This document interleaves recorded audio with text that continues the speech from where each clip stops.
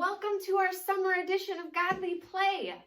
I'm excited to share with you a story about a prophet from the Old Testament. I'm excited to hopefully connect with you through this video. I hope that you are enjoying school just getting out and summer beginning, running around. We just had a play date with friends and we stayed 6 feet apart outside and went for a walk. And that feels like the most responsible way to be together. Well, I also hope you have some time to check in and hear a Godly Play story. Parents, if you're there, at the end we'll have some wondering questions and you can wonder together about the story. But this is a story about a prophet. Now, some of you may have heard about this prophet. His name is Jonah. What do you think this might be? I wonder what the brown might be. I wonder what the blue might be. And then it's like this on the sides. Maybe helps to tell the story about how the blue and the brown connect with each other. So we're going to take our little town. This is our little town. Put our little town over here. And here's our dude. Look at him. Check him out. This is Jonah. Well, the word of the Lord came to Jonah and said, "Arise, go to Nineveh, that great city, and tell them that they are bad and that they need to change and become good." Now, prophets are people who come so close to God, and God comes so close to them that they know what God is telling them to do, and then they go do it.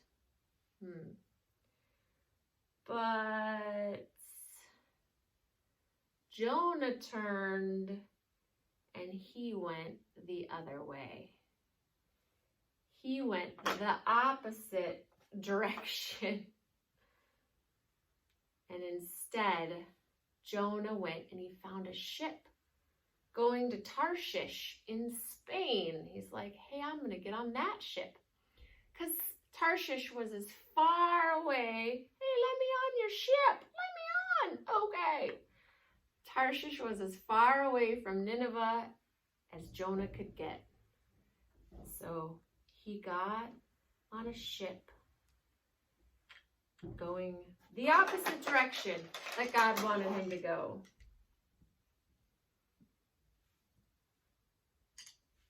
These are like waves and stuff. It's kind of cool. So suddenly a great storm broke out. The sailors on the boat were afraid. They were so afraid that each one prayed to their own God. They threw everything they were carrying out into the ocean to make the ship light so that they could float, because they were worried they were going to die, that the ship wouldn't be able to stay on the water. Now, a prophet is someone who helps people discover what is best to do. So the sailors, they went to look for Jonah, but do you know where he was? He was asleep in the bottom of the boat. He's like this, snoring and stuff, I'm sure. So the captain found him and commanded him to call on his God to save them. But all Jonah did was climb up to the top of the deck of the boat. Now, people were even more afraid. They decided to cast lots to see whom God was angry at. And they wanted to throw that person overboard and get rid of him. They were so scared. Now, a prophet is someone who can speak for the one true God. But Jonah still did not speak. The sailors asked him who he was. He told them he worshiped God, the one who made the sea and the dry land. And then the sailors were extra afraid. They knew that he was trying to flee from God. See, because he was supposed to go to Nineveh, but instead he got on this boat to go to Tarshish as far away as he could get. The sea grew even more troubled. Ooh. so Jonah said, all right, throw me in and the storm will stop. And so the sailors threw him in to the water.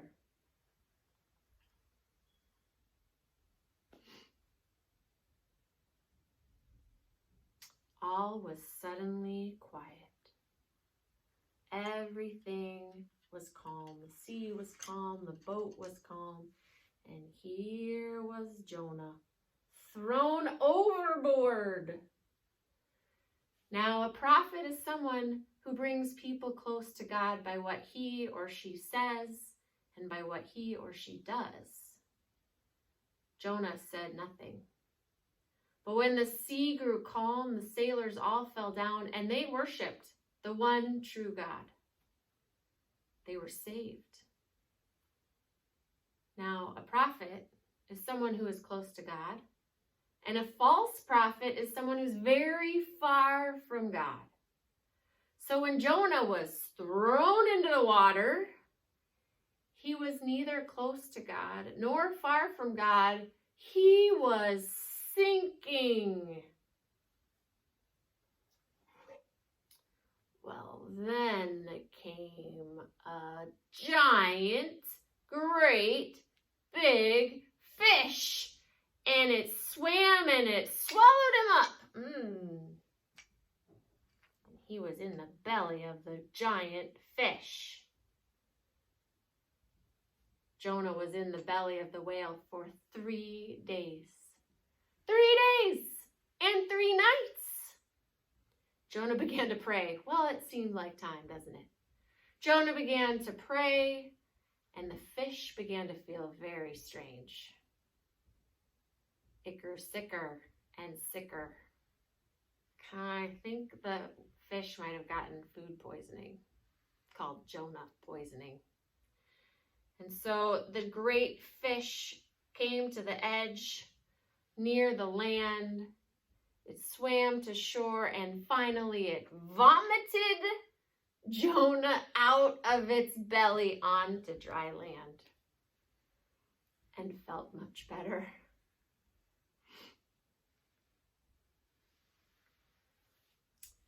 Now Jonah found himself back on land. And the word of the Lord came to Jonah a second time. Arise, go to Nineveh, that great city, and tell the people there that they are bad and that they need to change and become good. Well, this time Jonah went to Nineveh. Yeah, seems about right, doesn't it? This time Jonah went to Nineveh. He cried out to the people of Nineveh that they were bad and that God commanded them to be good. God said that they would all be destroyed if they did not. Now, a prophet is someone who is overjoyed when people who are bad become good. And the people of Nineveh listened to God's call, and they turned and became good. All went about wearing sackcloth and ashes to show how sorry they were. Even the king and queen of Nineveh were sorry and became good. The creatures in the field were sorry too, and they also became good. And so God did not destroy this great city. Put Jonah in the city. Here you go, Jonah. Hang out in Nineveh. Hi. Well, so when God did not destroy the city Nineveh, when God did not destroy Nineveh, Jonah started to walk away. He walked away from that great city because this made Jonah very angry. He wanted God to destroy the city. These people were not even the people of God, he thought. So he went outside the city and he sat on a hill and he sulked. Have you ever sulked? He was sulking. He was sulking hardcore. He wanted to get his way. That's usually what sulking is about, right? So, let's see if I can get this whole thing on. So he went away from the city and he started sulking on a hill. And so God said, "Why are you angry?" Well, God caused a plant to grow, and it to give Jonah shade as he sat on the hill in the sun. Here's our little plant. Here, Jonah, have a little shade.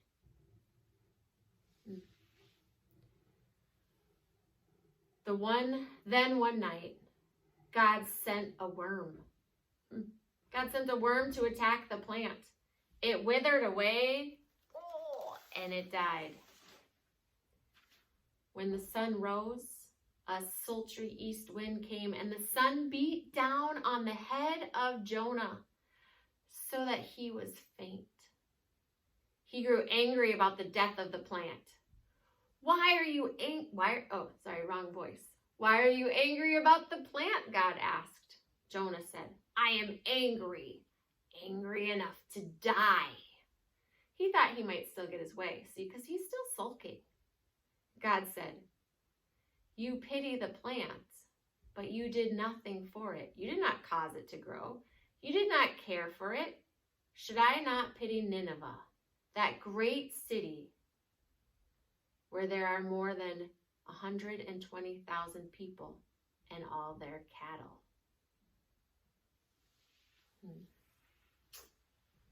Well,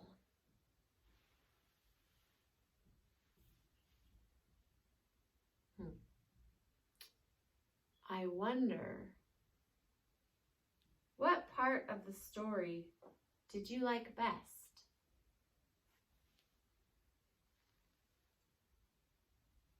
Did you like the boat part the best? They're trying to figure out who to throw off the boat.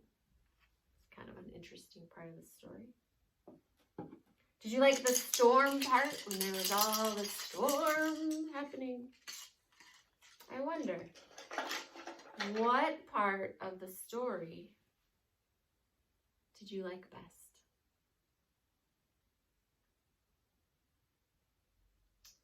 I wonder what part of the story is the most important part.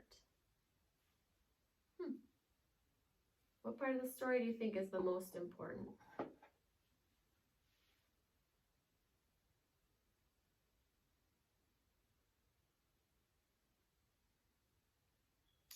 I wonder where you are in the story. Did you see yourself in Nineveh or in Jonah? Maybe in the whale.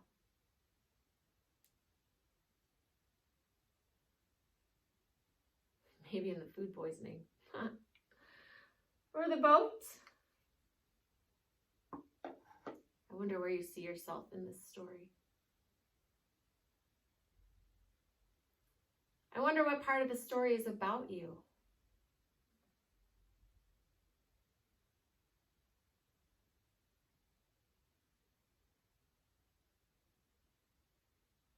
I wonder.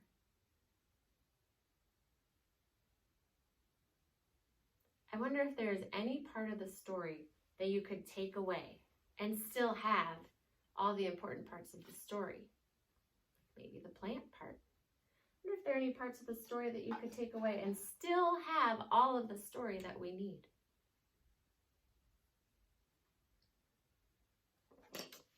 Well, and I wonder, how would you finish the story? What do you think came next?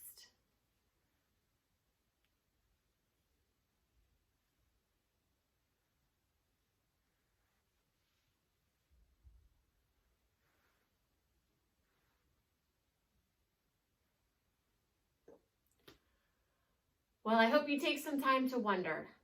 And I wonder when I will see you again, but I hope that it's very, very soon. We miss you all here at Trinity. We miss our wild Wednesday nights. We miss our worshipful times with all of you and your families and our meal time and all of those things. But the church isn't closed. We're just worshiping differently now. and we're still connected, just differently. Remember that Jesus is always with you, that you are precious and loved by God and by me too. Until we get another story next week. And then I'll see you then.